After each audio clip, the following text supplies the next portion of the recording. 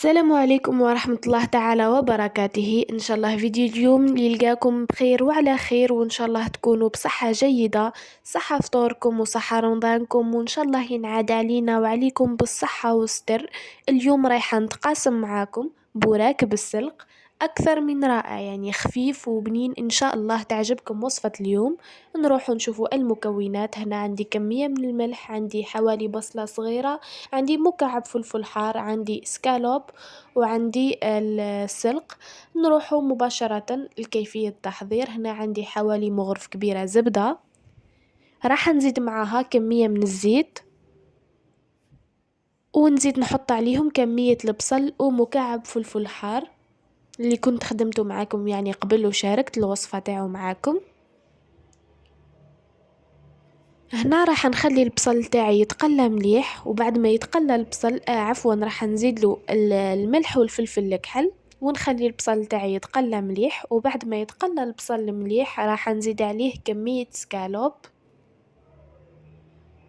ويعني وتقدروا تبدلوا سكالوب بالكفتة ولا كل واحد وش يحب يحط.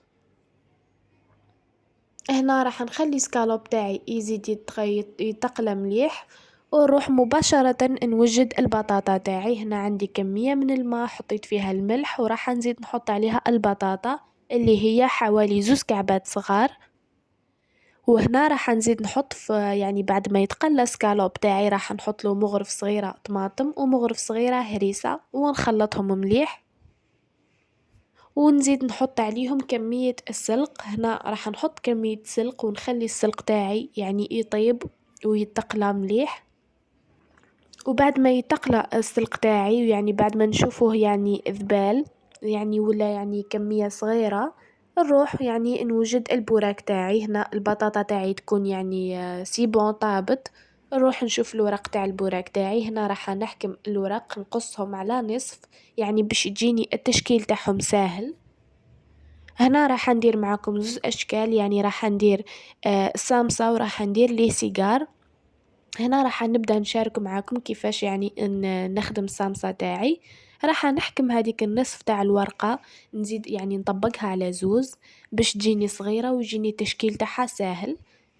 هنا راح نبدأ نحط كمية البطاطا، يعني غير شوية يعني مش حنكتر، ونحط كمية السلق هداك اللي كنت وجدته مع سكالوب، ونزيد عليهم كمية الفرماج، والفرماج يبقى اختياري.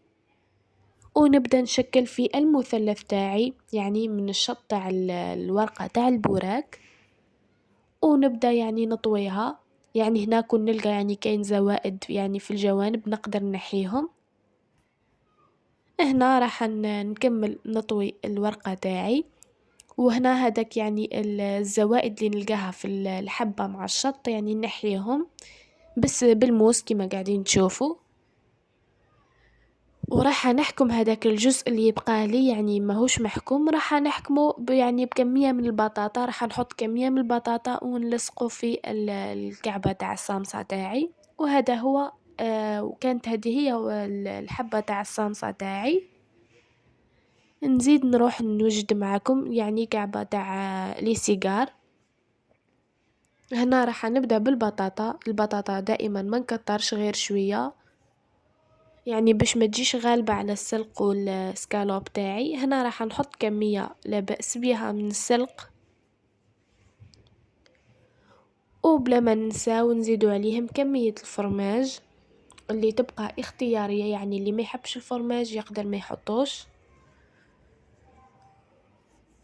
وهنا راح نشكل معاكم لي سيجار. هنا لي سيجار استعملت نص تاع الورقة كاملة يعني ما طبقتهاش، وراح نبدأ نطبقها بالطريقة اللي قاعدين تشوفوا فيها ولا أسهل، يعني سهلة بزاف باش نديرو لي سيجار تاعنا.